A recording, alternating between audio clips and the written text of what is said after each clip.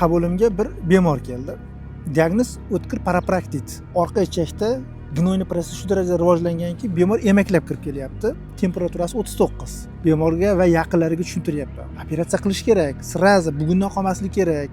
Ular mengacha ikkita doktorda bo'lgan, ular ham xuddi shu gapni aytgan. Ular oxirida qanaqa qarorga keldi? Maslahatlashib sizga telefon qilib aytib yuboramiz deyapti.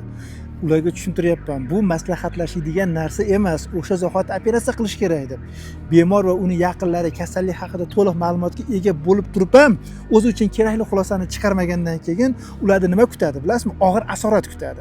Ertaga suyuq axlat bilan gaz ushlamay qoladi. Ko'chada yurgan payti pirt etib gaz chiqib ketib qoladi, deb yo'talsa suyuq axlat chiqib ketdi. Qanaqa ahvolda tushadi jamoat joyida u odam? Malakali shifokor tomonidan qanaqadir bir kasallik haqida ma'lumot berildimi? Uni asorati yomon ekanligi haqida ogohlantirildimi? Albatta operatsiyaga ko'nish kerak. Ya'ni u doktorga yoki bu doktorga yoki boshqa joyga borib yurish kerak emas. Chunki o'tkazilgan vaqt bu kasallikda asoratini rivojlantiradi. Ya'ni tilloga teng davrlar deyiladi-ku, shu vaqtda ko'chada yurib azoblanib o'tkazish kerak emas. Proktologiya bo'yicha eng ishonchli va foydali ma'lumotlarni o'tkazib yubormaslik uchun albatta menga obuna bo'ling.